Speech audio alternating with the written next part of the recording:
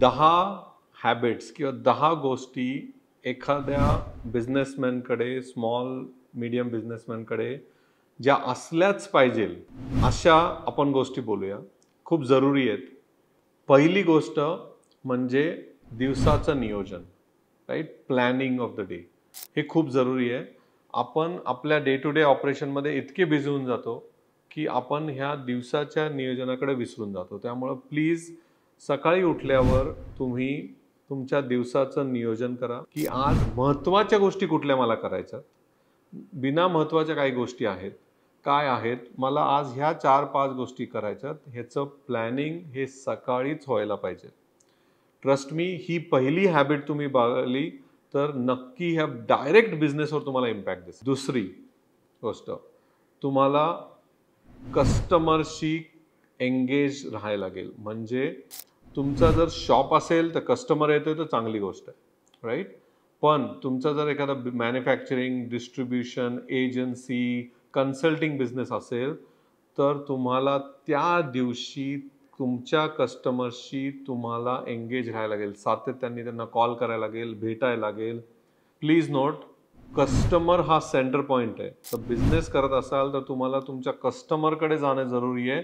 जर कस्टमर तुमच्याकडे येत नाही तर तुमच्या हॅबिटमधली दुसरी हॅबिट इतकी महत्त्वाची आहे, कारण एंड ऑफ द डे कस्टमरच तुम्हाला पैसे देणार आहे, राईट? तर पहिलं प्लॅनिंग, मग त्याच्यानंतर दुसरं आहे कस्टमरशी एंगेज करत राहणं. तिसरी गोष्ट म्हणजे तुम्हाला डेली तुमचा आर्थिक आढावा घ्यायला लागेल. तुमचं कॅश, तुमचं फायनान्सेस डेली, भले तुम्ही 15 मिनिटं, पण काय परिस्थिती आहे, बँकेत काय बॅलन्स, कॅशमध्ये काय बॅलन्स, किती येणं आहे, किती देणं आहे, हे डेली बघणं जरुरी आहे. ही हॅबिट तुम्ही बाळगा. ही खूप महत्त्वाची हॅबिट आहे.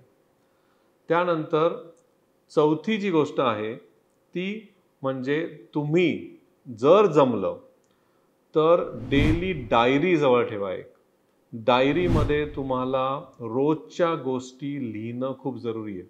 म्हणजे काही महत्त्वाच्या गोष्टी आहेत ज्या करायच्यात. काही हिशोब जर लिहायचा असेल तर वेगळी गोष्ट आहे. पण महत्त्वाच्या गोष्टी, मला ह्या मीटिंग करायच्या आहेत, मला ह्या कोलॅबरेशन करायचे आहेत, मला ह्या कस्टमरला कॉल करायचं आहे, मला ही महत्त्वाचं आहे, ह्याच्याकडे खूप माझे पैसे राहिले ते रिकवर करायचे, मला ही ऑर्डर द्यायची आहे, नाही तर माझ्या दिवाळीचा सीझन जाईल. ह्या सगळ्या गोष्टी डायरीमध्ये मेंटेन करा. इतकी प्रॉडक्टिव्हिटी वाढते ना, कारण काय असतं, आपण जेव्हा डे टू डे ऑपरेशनमध्ये इतके बिझी असतो, बऱ्याच गोष्टी मिस होतात आणि त्या कधी कधी खूप इम्पॅक्ट करतात बिझनेसवर. त्यामुळे डायरी रायटिंग ही खूप जरुरी आहे. आजकाल खूप ॲडव्हान्स आहे. जर तुम्हाला फिजिकल डायरी नको असेल, तुमच्या मोबाईलच्या नोट्सवर लिहा आणि त्याच्याकडे बघा. त्यामुळे ही गोष्ट तुम्हाला सातत्याने करायची आहे, डायरी रायटिंग. पाचवी जी हॅबिट आहे, जी मी सांगेल तुम्हाला, ती म्हणजे तुम्हाला सातत्याने काही ना काही शिकायचं आहे. शिकायचं म्हणजे कोर्स करायचा असं नाही. कोर्स तर करा एखाद्या महिन्यातनं एकदा, 2 महिन्यातनं एकदा. तुम्ही पुस्तक वाचू शकता, तुम्ही एखादा YouTube व्हिडिओ बघू शकता किंवा तुम्ही एखादा नेटवर्किंग डिनरला जाल, तिथं लोकांकडनं शिकू शकता. पण प्लीज काहीतरी शिका. रोज काहीतरी नवीन शिका. बघा, या रोजचा इम्पॅक्ट इतका कंपाऊंडिंग आहे ना, तो बिझनेसवर डायरेक्ट येतो, राईट? तुम्ही म्हणता एवढ्या सगळ्या गोष्टी करायच्या, राईट? तर कशा पॉसिबल आहेत? तर तिथंच 6वी गोष्ट येते आपली, ती म्हणजे टाईम मॅनेजमेंट. परत सांगतोय, टाईम मॅनेजमेंट पण इतकी क्रिटिकल आहे. कारण ॲज अ बिझनेस ओनर तुम्हाला बऱ्याचशा गोष्टी करायच्या असतात. ॲट द सेम टाईम तुम्हाला बऱ्याचशा डिस्ट्रॅक्शन्स पण असतात, राईट? डिस्ट्रॅक्शन म्हणजे काय, की बऱ्याचशा बिझनेस रिलेटेड नसणाऱ्या गोष्टी पण तुम्हाला अट्रॅक्ट करणार आहेत, राईट? तर तुम्हाला तुमचा टाईम नीट मॅनेज करायचा आहे, तुमच्या प्रायोरिटीज नीट मॅनेज करायच्या आहेत. म्हणजे फॉर एक्झाम्पल, की तुम्ही एखाद्या गावात असाल आणि तिथे बरेचसे कार्यक्रम असतात, लग्न, वाढदिवस बरेचसे अटेंड करायला लागतात, राईट? ॲज अ बिझनेसमॅन तुम्हाला ठरवलं पाहिजे, येस, की बाबा मी फक्त ह्या 4-5 महत्त्वाच्या माझ्या फॅमिली, फर्स्ट फॅमिली, फ्रेंड्स हेच इव्हेंट अटेंड करणार, राईट? मी फक्त इथेच जाणार. कारण तुम्ही जर सगळं करत बसला तर बिझनेस नाही करू शकत. आणि त्यासाठी तुम्हाला प्रायोरिटी डिफाईन पाहिजेत. तुमचा टाईम मॅनेजमेंट पाहिजे, की सकाळी उठून मी काय करणार, ह्या सगळ्या गोष्टी तुम्हाला प्रॉपरली पाहिजे. आणि तुम्ही म्हणाल माझा छोटासा बिझनेस आहे, त्याला कशाला एवढे गरज नाही. ह्या सगळ्या गोष्टी छोट्या बिझनेसला पण गरजेच्या आहेत, राईट?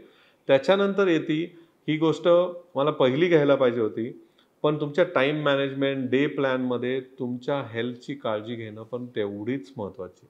बऱ्याच वेळा मी स्वतः पण आधी आपल्या हेल्थकडे दुर्लक्ष करायचो, आणि कारण बिझनेसला जास्त वेळ द्यायला लागायचा, राईट. पण नाही, तुम्हाला जर लॉंग रनला पळायचं असेल तर तुम्हाला हेल्थची काळजी, तुम्हाला जे पॅशनेट आहात, तुम्हाला क्रिकेट आवडतं, फुटबॉल आवडतं, टेनिस आवडतं, बॅडमिंटन आवडतं, जे तुम्हाला आवडतं तिथं एनरोल व्हा. तिथं तुम्ही आठवड्यातनं 3-4 दिवस तरी द्या. खूप जरुरी आहे ही गोष्ट.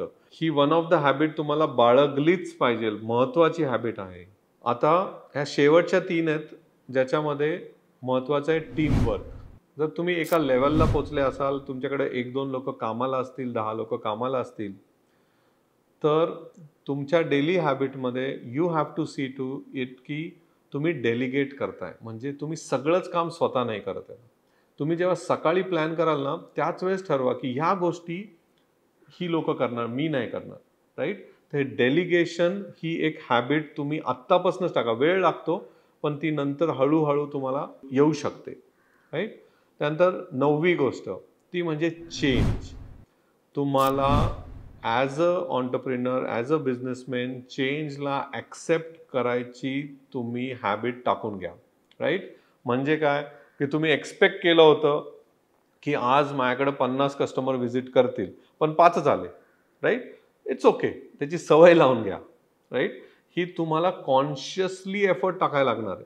या चेंजला ॲक्सेप्ट करायचं, कॉन्शियसली तुम्हाला हे एफर्ट टाकायचं आहे. आणि शेवटची गोष्ट ती म्हणजे रिलेशनशिप जपा. काही करून तुमच्या सगळ्या रिलेशनशिपची, वेंडर असू, मॅन्युफॅक्चरर असू, है ना, तुमचा सेल्सवाला, मार्केटिंगवाला, या सगळ्यांची रिलेशनशिप, म्हणजे जर तुम्ही बिझनेस करताय ना, तुम्हाला रिलेशनशिप जपता आल्या पाहिजे. जर तुम्ही रिलेशनशिप जपल्या तर बिझनेस जपला. बिझनेस रिलेटेड असेच व्हिडिओ बघायचे असतील आणि यांनी जर तुम्हाला खरंच काही मदत होत असेल तर सबस्क्राईब करा. नवीन नवीन व्हिडिओज बनवू. याच्यात ऑब्जेक्टिव्ह हेच आहे की तुम्ही याच्यातनं काहीतरी शिकावं.